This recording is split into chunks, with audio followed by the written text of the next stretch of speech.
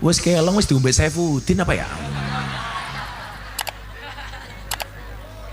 Wes adem, sangit.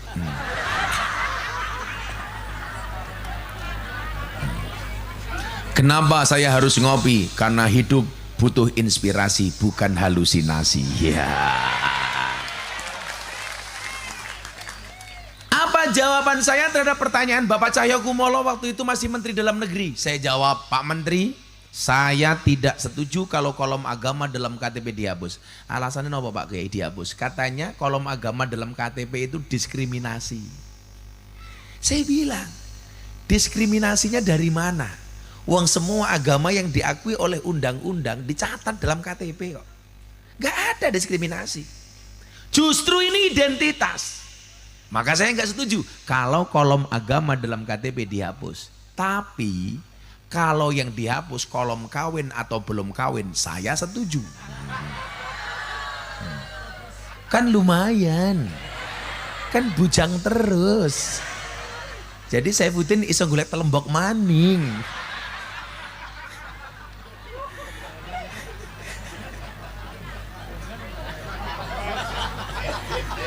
Inyongnya sayang temen karo wong tua kiye ya. Kayaknya dibanding-banding ke. Gagah pundi Saifuddin apa Gus Miftah? Enggak lepel.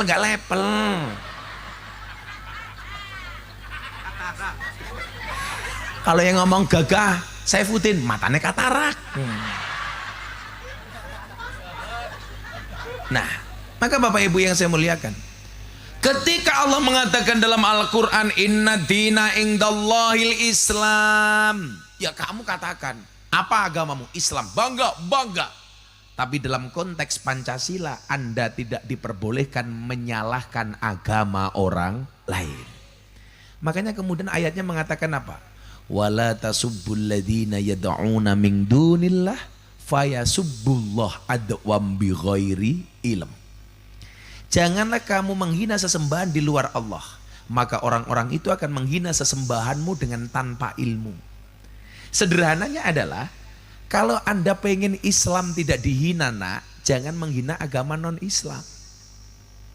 Kalau kamu pengen Tuhanmu tidak dihina, jangan menghina Tuhan orang lain. Sampai Nabi mengatakan apa? Janganlah seorang anak menghina bapaknya sendiri. Siapa? Para sahabat bertanya, emangnya ada Nabi orang yang menghina bapaknya sendiri? Oh ada. Siapa dia? Orang yang menghina bapaknya orang lain, maka anak orang lain berpotensi menghina bapaknya sendiri.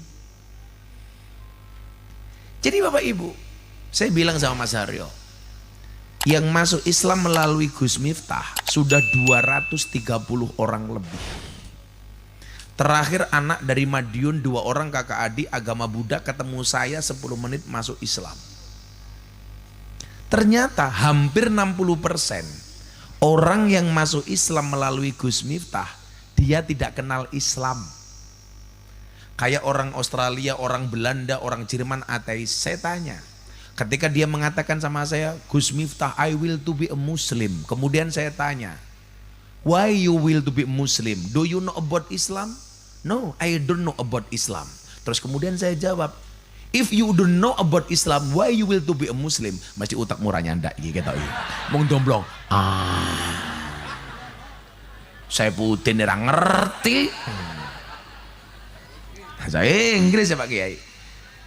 Bahasa Inggris itu gampang. Buku bahasa Inggrisnya buku jatuh ketebuk. Jam tangan bahasa Inggrisnya clock, jam tangan rusak, clock.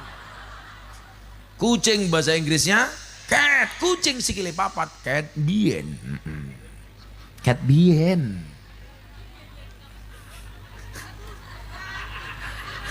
Kan dari dulu kakinya 4. Nah, guyune telat temen, offset. Liane wis mingkem baru inyonge wedi jangan-jangan kesurupan wis lemu temen sakawak bokong kabeh insyaallah. Shallu ala Nabi Muhammad. Nah, Kayak orang Belanda ya, dia ateis, telepon video call sesaat setelah saya ceramah di gereja Jakarta Utara, 2 hari kemudian dia nyari saya, akhirnya ketemu saya dari Dubes Belanda, Dubes Indonesia untuk Belanda, video call sama saya, tak sahadatkan melalui video call Pak. Dia bilang, oi Bro Miftah, yes me, I will to be a Muslim, saya pengen jadi orang Islam. Saya tanya, do you know about Islam? Apakah Anda tahu Islam itu apa? I don't know, saya nggak tahu apa itu Islam. Kemudian saya jawab, if you don't know about Islam, kalau Anda tidak tahu tentang Islam, why you will be to be Muslim? Kenapa Anda pengen jadi orang Islam? Dia bilang apa? Saya pengen masuk Islam because your Islam is enjoy, relax and happy. Karena saya melihat Islam Anda menyenangkan. Islamnya Gus Miftah asik. Nah, maka Bapak Ibu, bangga dengan agama itu bagi saya wajib. Memang ada periodisasi dakwah di mana Kanjeng Nabi dakwah secara sir, baru kemudian jahar. Kapan dakwah Nabi Muhammad sir? Ketika awal dia menerima risalah. Karena kalau langsung terang-terangan akan dimusuhi banyak orang kafir saat itu. Maka dia sembunyi-sembunyi. Ngajak satu orang. Tapi begitu kemudian Islam sudah mulai besar, Allah mengatakan kepada Muhammad, sampaikan. Lah, posisi kita di mana, Bapak Ibu? Yuk, coba ingat kalimat saya, dakwah itu bukan profesi, tapi apapun profesimu kamu harus berdakwah.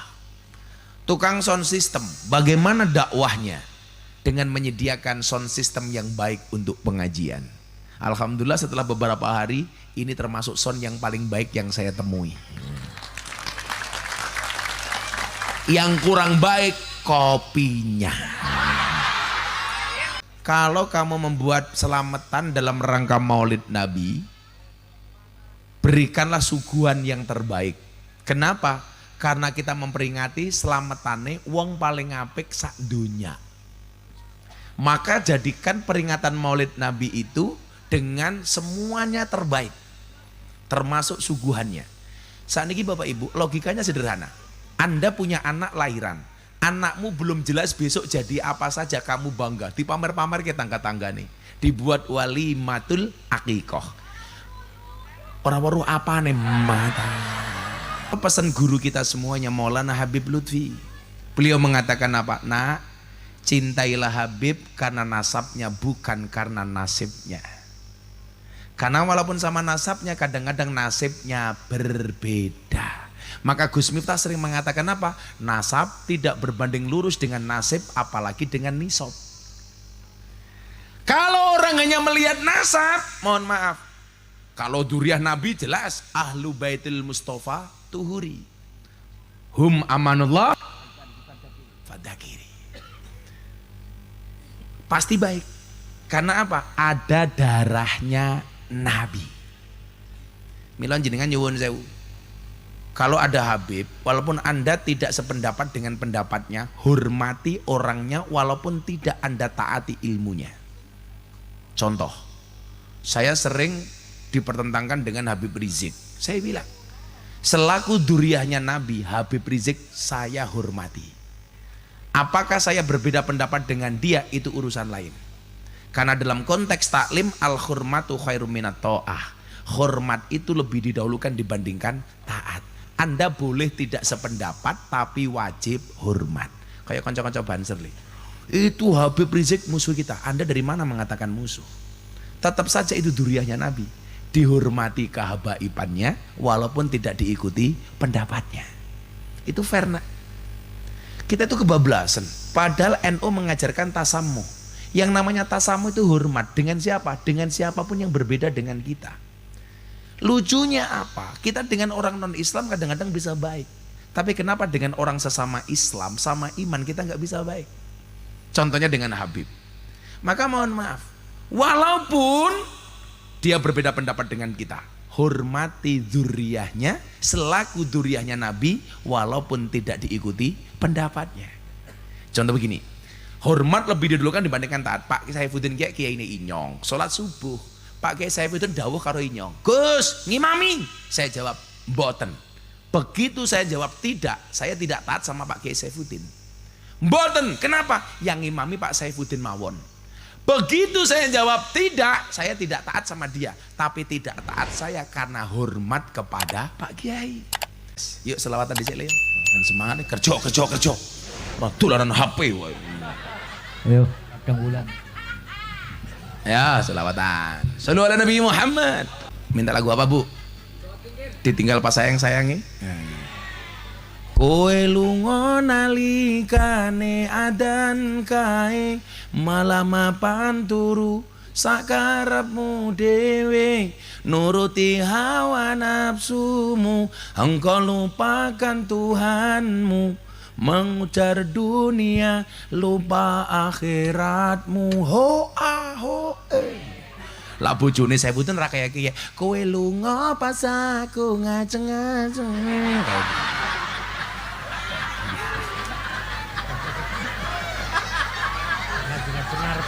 ngajeng-ngajengi ya Bib ya ngarep-ngarepe